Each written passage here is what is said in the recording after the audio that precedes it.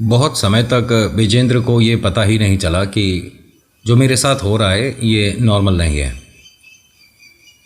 वो तो बस ये मानकर चल रहे थे कि जैसे साधारण ग्राहक आते हैं इसी तरह का कोई ग्राहक है जिसे मैं मिठाई परोस रहा हूँ।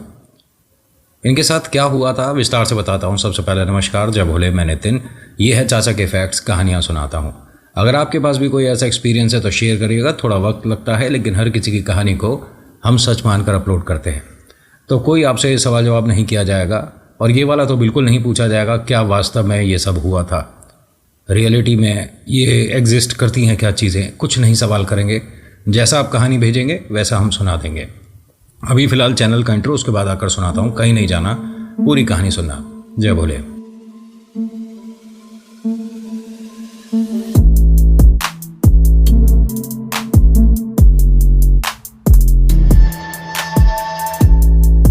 कहानी आज की मेरठ से है और ये विजेंद्र जी के घर से कहानी आई है। और कहते हैं कि इनके दादाजी हैं विजेंद्र, ठीक है।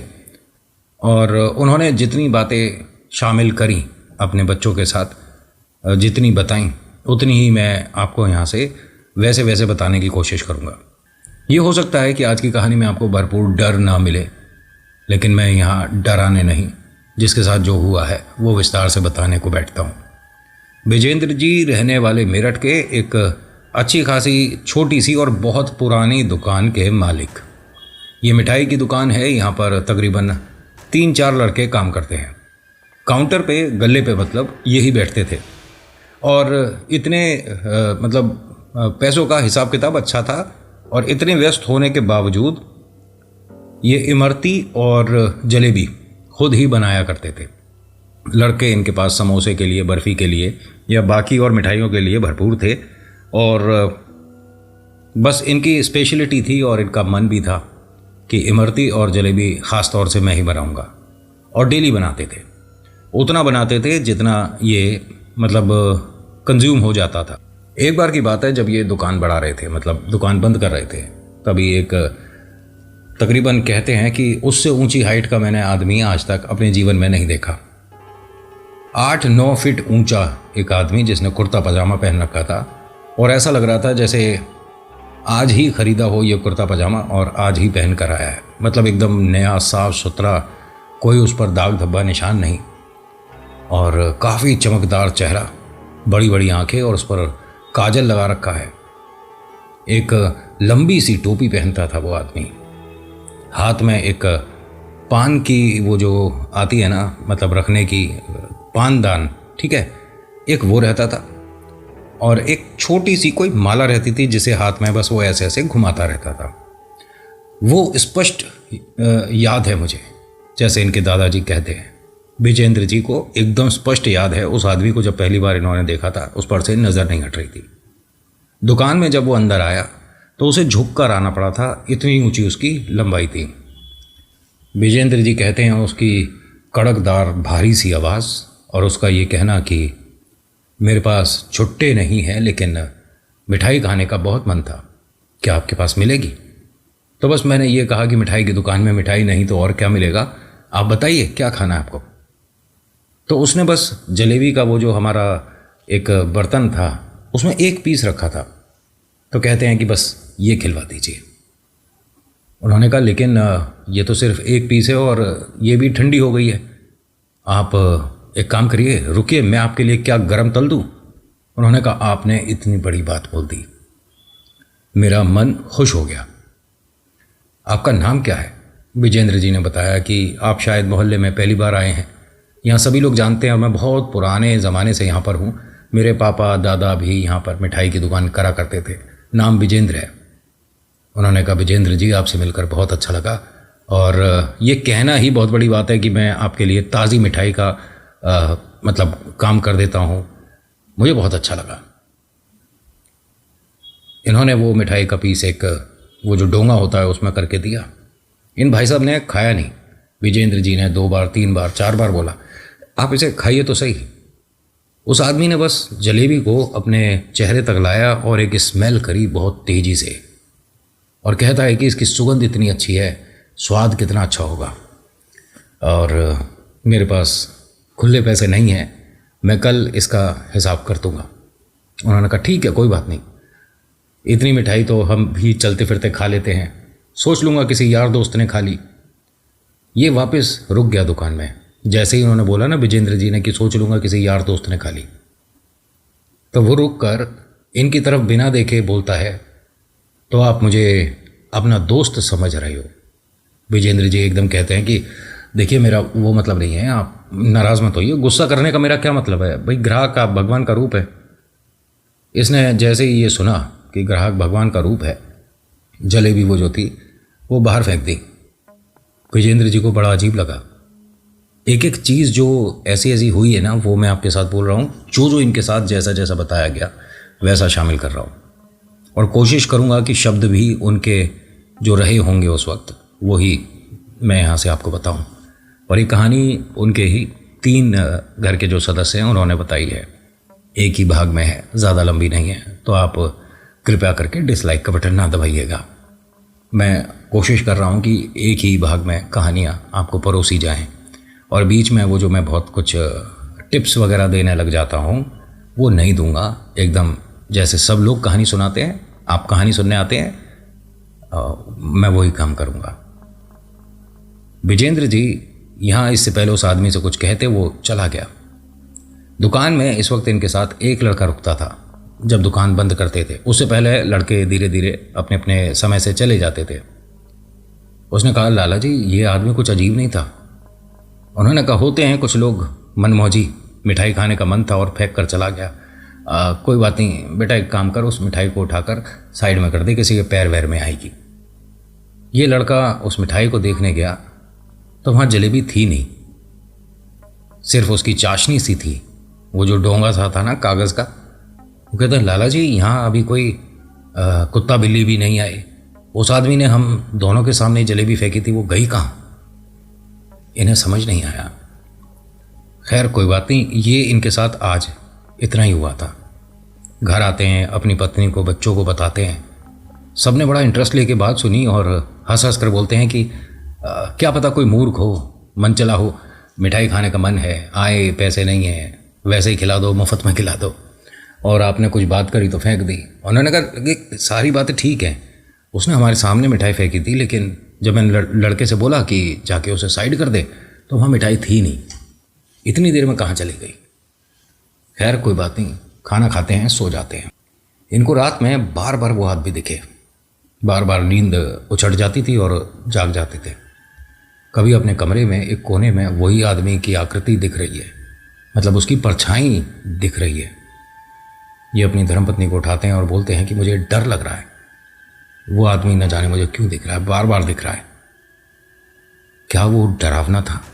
उन्होंने कहा नहीं बिल्कुल नहीं, मैं तो ये कहूँगा कि काफ़ी सुंदर था, उसके चेहरे पे उसके नैन नक्श काजल वगैरह लगा रखा था, लेकिन इस वक्त मुझे उसे देखकर डर लग रहा है बार बार।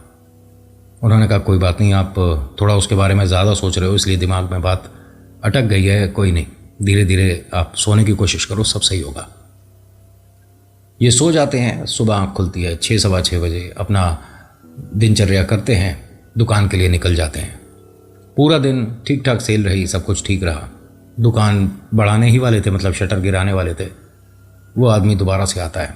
जैसे ही वो अंदर आया, लाला जी और वो लड़का एक दूसरे को देखते हैं, फिर उस आदमी को देखते हैं कि मतलब कल देखे व्यवहार गलत किया, उसके बाद भी तू किस मुंह से भाई दुकान पे चढ़ रहा है। किसी भी मिठाई की दुकान पे आप ये काम करोगे तो उसे अच्छा थोड़ी ना लगेगा कि आपने उससे मिठाई खरीदी और फेंक दी उसके सामने। अच्छा नहीं लगेगा, बिल्कुल नहीं है, मतलब मेहनत से बनती है ये चीज़ें।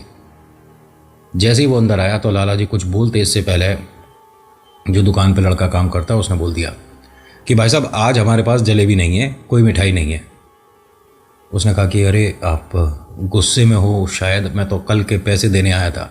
लाला जी ने कहा कि पैसों की कोई ज़रूरत नहीं है। उन्होंने कहा क्यों ज़रूरत नहीं है, मैंने आपसे कहा था ना कि कल मेरे पास खुले नहीं है, लेकिन आज मैं लेकर आया हूँ पैसे। उन्होंने कहा नहीं, जो चीज़ आपने खाई नहीं उसके पैसे कैसे ले सकते हैं। इसने कहा कि कौन कहता है मैंने नहीं खाई, मुझे आपकी जलेबी काफ़ी पसंद आई थी और इसी वजह से मैं लौटा हूँ, वरना मीठा हर घर का हमें अच्छा नहीं लगता। कोई कोई राज है, कोई कोई बात है, हमें तो किसी के नमक में भी मिठास मिल जाती है तो हम वहाँ रुक जाया करते हैं। तो लड़के ने, जो दुकान पे काम करता है, कि नमक में मिठास कैसे आ सकती है? आप ठीक हो? दिमाग चल तो नहीं गया? जब ये हंसा ना आदमी, तो इनका ये कहना है कि हमें उसके मुंह में ऐसा लगा जैसे दो जीभ हैं। लड़का घबरा गया थोड़ा, जो लाला जी के साथ दुकान पे था। वो दुकान में लाला जी के बिल्कुल नज़दीक आता है और कहता है कि बाबूजी ये कौन है? उसने एकदम चेहरे के सामने ऐसे हाथ रखा और कहा कि आज जलेबी नहीं खिलाएंगे? उन्होंने कहा भाई साहब कोई समस्या है, कोई बीमारी है, मतलब आपकी जीभ थोड़ी सी हमें। उन्होंने कहा आप मेरे चेहरे की तरफ ज़्यादा ध्यान ना दो, और एक काम करिए, जब भी मैं आया करूं मेरे सिर्फ पैरों की तरफ देखा करो, मेरे चेहरे की तरफ मत देखो। अब वो दोनों सच में इसके पैरों की तरफ देखने लगे कि मिठाई बताइए आपको क्या क्या पसंद है, जो आपको अच्छा लगे वो खिला दो, जो आपकी दुकान में बेस्ट हो। इन्होंने एक बर्फ़ी का पीस उठाया और एक वही कागज़ के पत्ते में परोस दिया उनके सामने। उसने कुछ जो भी पैसे बने होंगे, 5 रुपये, 2 रुपये, 10 रुपये, जो भी थे उतने पैसे रखे और कल के भी पैसे रख दिए, और बोलता है कि आप सिर्फ मेरे पैरों की तरफ ही देखना। सबसे अजीब बात जो इनके साथ अभी होने वाली है, ये दोनों ज़मीन मतलब की तरफ देख रहे थे। उसके पैर का साइज़ ये मानकर चलो शायद 13-14 इंच के आसपास का होगा, इतना बड़ा पैर था। ये दोनों लगातार उसे देख रहे हैं और देखते देखते इन दोनों को नींद आने लगी। आँख खुलनी भारी पड़ रही थी। दोनों आंखों को मलते हैं, देखते हैं तो ना वो आदमी खड़ा है और ना कोई और, लेकिन हाँ काउंटर पे पैसे रखे थे, जितने हुए थे मतलब। ये जो छोटू यहाँ पर काम करता है वो डर गया। लाला जी ये कोई साधारण आदमी नहीं है, ये भूत प्रेत है। उन्होंने कहा नहीं बेटा ऐसे नहीं कहते, क्या पता उसे कोई समस्या हो, कोई बीमारी हो, क्या पता किसी घटना दुर्घटना में जीभ कट गई हो। उन्होंने कहा लेकिन वो अजीब नहीं दिखता आपको? अब बेटा दिखना ना दिखना, अब उसकी कदकाठी अच्छी है तो इसमें अजीब वाली क्या बात है, लंबा है और क्या है। उन्होंने कहा नहीं वो बात भी कुछ अलग तरीके से करता है, एक हाथ से कुछ घुमाता रहता है और वो दूसरे हाथ में उसके पानदान रहता है। अरे होते हैं, हर तरह के लोग होते हैं, तू बस अपनी दुकानदारी पे ध्यान दे। घर आकर इन्होंने धर्मपत्नी को ये सारी बातें फिर से बताई। इनके बड़े भैया थे, वो एक लोहे की फैक्ट्री में काम करा करते थे। उन्होंने आकर पूछा कि सुनने में आया है कि कल कोई अजीब बात हुई थी तेरे साथ, कोई परेशान कर रहा है तो बता। उसने कहा नहीं भैया परेशान क्या, मतलब एक विचित्र सा ग्राहक है और ऐसे ऐसे सारी बातें बताई। उन्होंने कहा उसने कहा है कि मेरे चेहरे की तरफ मत देखना। हाँ भैया। भैया ने कहा एक काम कर, काउंटर पे एक नींबू एक कांच के गिलास में पानी भर के रख दे और बताइए कि कल आया कि नहीं आया। लेकिन भैया आज उसने मतलब हमें कल के पैसे दे दिए थे और ऐसा नहीं है कि कोई मुफ्त में खाने आता है। उन्होंने कहा बेटा जो मैं कह रहा हूँ मेरी बात सुन, तू मुझसे छोटा है, ठीक है, शादी हो गई, बच्चे हैं, लेकिन है तो उम्र में मुझसे छोटा। बड़ा भाई मानता है तो ये जो बोल रहा हूँ करके देख। उसने कहा ठीक है। कांच का गिलास एक काउंटर पे रख दिया जी, उसमें पानी भरा और एक नींबू डाल दिया। रात हो गई, दुकानदारी तो अच्छी हुई जैसी होती है उससे थोड़ी सी अच्छी, लेकिन दुकान बढ़ाने के समय तक वो आदमी आया ही नहीं। शटर जब गिरा रहे थे तब भी दाएं बाएं देख रहे थे दोनों, लाला जी और वो लड़का। लड़का हंसकर कहता है कि शायद अब उन्हें हमारी मिठाई पसंद नहीं, कोई बात नहीं। अब इन्होंने शटर गिराया और दोनों अपने अपने घर के लिए चले गए। घर पहुंचते हैं तो बड़े भाई ने आते ही पूछा वो आदमी आज आया था या नहीं आया था। उन्होंने कहा नहीं आज नहीं आया, हर कोई नहीं आता ना डेली डेली मिठाई खाने, आज नहीं आया था। उन्होंने कहा बेटा कि कल दुकान मत खोलियो तू। मतलब बस मैं जो कह रहा हूँ ध्यान से सुन, किसी पंडित जी को बुलवा, पहले दुकान दिखवा। पंडित जी को बुलाऊं दुकान, लेकिन हुआ क्या है? उन्होंने कहा वो जो तेरी दुकान में आ रहा है वो साधारण नहीं है, वो कोई हवा है। अरे नहीं नहीं ऐसा कैसे होता है, ये सब मैं नहीं मानता और ये चीज़ें नहीं होती हैं भैया, आप कुछ ज़्यादा ही सोच रहे हो। भैया ने कहा कि बेटा मैं भी यही चाहता हूँ कि मैं जो सोच रहा हूँ वो ना हो, लेकिन हाथ कंगन को आरसी क्या, पढ़े लिखे को फारसी क्या। एक बार मेरे कहने से पंडित जी को बुलाकर देख ले। नहीं भैया, अभी फ़िलहाल ऐसा मुझे कुछ लगता नहीं है कि करने की ज़रूरत है। इनकी वाइफ ने भी बोला कि जब भैया बोल रहे हैं तो एक बार दिखवा लेते हैं दुकान। उन्होंने कहा ज़रूरत ही नहीं है, कोई भूत प्रेत आत्मा ऐसा उसने मुझे डरा दिया या क्या हुआ? क्यों, पहले दिन तो जब आप सो रहे थे आपने कहा ना मुझे डर लग रहा था। अरे वो बस दिमाग में रह गई थी, अगले दिन कुछ ऐसा नहीं हुआ।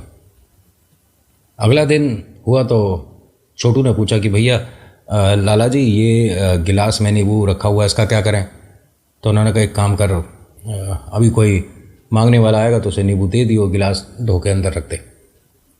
भैया ने ये किसी वजह से बोला था रखने के लिए, लेकिन क्यों न जाने इन्होंने इसे हटा दिया। रात हुई, वो आदमी फिर से आया। और लाला जी कैसे हैं? लाला जी ने जैसे ही उसे देखा फिर से नीचे देखने लगे कि आइए आप, हाँ, कल नहीं आए, हम तो सोच रहे थे कि आप कल भी आएंगे। उन्होंने कहा कल आपने दुकान बंद कर दी थी जल्दी, और मैं ना आऊँ इसलिए जंजीर लगा दी थी। आज जंजीर हटा दी तो मैं आ गया। उन्होंने कहा जंजीर क्यों लगाएंगे? हमारी दुकान में कोई जंजीर से हम रास्ता थोड़ी ना बांधते हैं। ये आप किसी और दुकान चले गए होंगे, हमारी दुकान पे जंजीर वगैरह कुछ नहीं है। शटर है दुकान में जो होता है, बाकी ये काउंटर है, कांच का ये दरवाज़ा है, बस साधारण सी दुकान है। जंजीर आप शायद गलती से रात के अंधेरे में किसी और दुकान पे चढ़ गए होंगे। उन्होंने कहा मिठाई अगर कहीं की पसंद आ जाती है तो हम सूंघ कर बता देते हैं।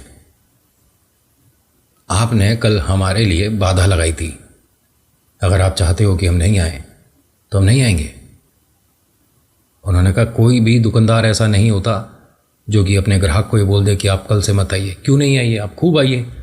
और मैं तो कह रहा हूँ कि अपने साथ अपने सभी रिश्तेदारों को, अपने दोस्तों को, सभी को लेकर आओ। उन्होंने कहा सब यहाँ पर आ नहीं पाएंगे क्योंकि मुझ अकेले की वजह से ही तुमने जंजीर लगाई थी। मिठाई खिलाओगे या मैं नाराज़ हो जाऊँ? नहीं नहीं, आप नाराज़ क्यों होंगे, मैं मिठाई लाता हूँ। इन्होंने मिठाई ला कर दी, रखी, और वो आदमी इस बार ना पैसे दिए ना कुछ, और चल दिया। छोटू ने टोक दिया। छोटू ने कहा कि अंकल जी आपने पैसे नहीं दिए हैं, और ऐसे मुफ्त में लाला जी एक आध दिन खिला देंगे, ऐसे रोज़ कौन खिलाएगा? उन्होंने कहा बेटा गुस्सा क्यों होता है, अंदर तेरी टेबल पे पानी के जग के पास मैंने पैसे रख दिए। ये आदमी वहाँ तक कब गया इन दोनों को समझ ही नहीं आया, क्योंकि ये तो उसके पैर देख रहे थे और वो अंदर तक कब चला गया। और जब छोटू ने उधर देखा तो हम वहाँ पैसे रखे हुए थे। छोटू ने एकदम उनको जाते हुए फिर से रोक दिया। एक मिनट अंकल जी, आप वहाँ तक कब गए थे? हम आपके पैरों को देख रहे थे, आप यहाँ से हिले ही नहीं थे। उन्होंने कहा बेटा तेरी पलक झपकने से तेज़ चलता हूँ मैं, देख वहाँ पैसे नहीं रखे। अब छोटू ने जब देखा तो ये और ज़्यादा डर गया। इस वक्त लाला जी को भी हल्का हल्का डर लगा कि ये क्या हो रहा है। जब देखा तो पैसे थे, अब बात करने के बाद दोबारा देख रहे तो नहीं है। उस आदमी की हल्की सी हंसी इन दोनों को सुनाई दी। फिर कहते हैं कि परेशान मत हो, मैंने पैसे दोबारा रख दिए, अब देख ले। उसने जब उस तरफ देखा तो उस टेबल पे पानी का जग था, पैसे था, और कुर्सी रखी हुई थी। उस कुर्सी पे वो आदमी बैठा हुआ था जो अभी इनके सामने खड़ा था। ये पहली बार इन दोनों ने उसका चेहरा ऐसा देखा था। ये कहते हैं कि उसका चेहरा इंसानों का नहीं था, कोई जानवर था। ये ना कुछ बोल पाए ना कुछ कह पाए, एकदम सुन्न हो गए। 5-10 सेकंड के लिए सब कुछ थम गया, एकदम अंधेरा सा छा गया इनकी आंखों के आगे। वो जब यहाँ से गया तो पैसे भी कुछ ज़्यादा रखे हुए थे, और जहाँ वो बैठा था, इनका ये कहना है टेबल पे जैसे हम ऐसे हाथ रख कर बैठ जाते हैं ना, कभी कभी ऐसे हाथ रख लेते हैं, ऐसे रखते हैं, जैसे उसने हाथ रखा हुआ था वो टेबल दोनों तरफ से जली हुई थी, जैसे कोई गरम सलाखें उस पर किसी ने रख दी हों। ये इस वक्त दोनों यहाँ से बिना दुकान को बंद करे डरते चीखते चिल्लाते घर तक भागे हैं। घर पे जैसे ही इनकी आवाज़ लोगों ने सुनी, घर वालों ने, पड़ोस के लोगों ने, सब लोग दुकान वापस आए देखने के लिए कि क्या हुआ है, कैसे हुआ है। तो हाँ, वो टेबल जैसे इन्होंने बताया कि 2 सलाखें किसी ने ऐसे रख दी हों, ऐसे गरम चली हुई थी। ये जो बता रहे थे सब लोग ये बोल रहे थे कि कोई ऐसी शक्ति है जो कि इन पर भारी पड़ने वाली है। 3 महीने दुकान खोली नहीं, डर की वजह से। और फिर एक बड़ी पूजा होती है जो कि इस दुकान पे हुई। वो शक्ति क्या है कोई नहीं बता पाया। इनका ये कहना है कि हम तो पहले जिन्न मानकर चल रहे थे, लेकिन वो जिन्न नहीं था। हमारे साथ इतना ही हुआ, ऐसा नहीं कि उसने हमें बहुत ज़्यादा पैसे वाला बना दिया या हमारे साथ कोई बहुत भयंकर डरावना कुछ हो गया, लेकिन जो हुआ आज भी याद करके रोंगटे खड़े हो जाते हैं नितिन। तो जैसे ही इन्होंने बताई मुझे, मैंने आपके साथ शेयर कर दी। अगर आपको अच्छी लगी हो तो प्लीज़ लाइक कर देना। आपके एक लाइक से मुझे बहुत सपोर्ट मिलता है। और चैनल पर नए आए हो, पहली बार देख रहे हो ये वीडियो, तो सब्सक्राइब करिएगा, फिर बेल आइकन दबाइएगा, फिर ऑल के ऑप्शन को दबाना। मैं कोशिश कर रहा हूँ कि बेहतर से बेहतरीन कहानियाँ आपको डेली सुनाऊँ। So thank you so much for watching. मेरा नाम नितिन है। मुलाकात करूँगा एक नेक्स्ट वीडियो में। हर हर महादेव, जय भोलेनाथ, धन्यवाद।